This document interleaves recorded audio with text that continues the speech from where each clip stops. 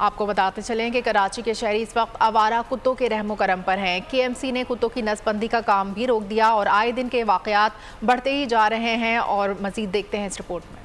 पाकिस्तान का सबसे बड़ा शहर आवारा कुत्तों की जद में है। रोज 200 से 250 कुत्ते के काटने के वाकयात इंतजामी गफलत को जगाने की कोशिश करते हैं, लेकिन मजाल है जो किसी के कान पर जूं भी रेंग जाए। अब किस किस से शिकायत करें, अब हमारी बेसिक नीड्स ही पूरी नहीं हो रही, तो ये कुत्ते अब हमसे इनसे भी जान नहीं छोड़ा पा रहे। कुत्ता जो है बासानी इंसान को मार रहा है, लेकिन इंसान जो है वो कुत्ते को नहीं मार सकता। जानवरों के हुकूक की अलमबरदार NGOs और बाज मारूफ शख्सियात कुत्तों को मारने के हक में नहीं। उनके नजदीक कुत्तों की नसबंदी ही मसले का वाहिद हल है, लेकिन कुत्तों की तादाद है कि मुसलसल बढ़ती चली जा रही है। कुत्तों की आबादी को कम करना, कुत्तों को वैक्सीनेट करना रेबीज के खिलाफ, ये बहुत बड़ा काम है और ये सिर्फ और सिर्फ हुकूमत की जिम्मेदारी है।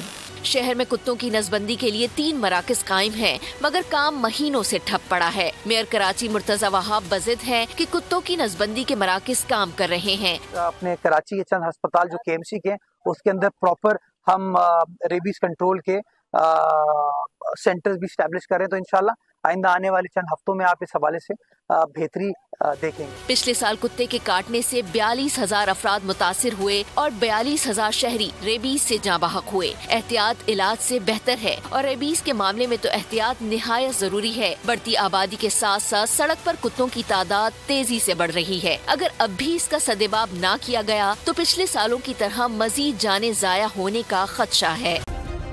सब्सक्राइब करें और बेल दबाएं ताकि कोई खबर रह न जाए।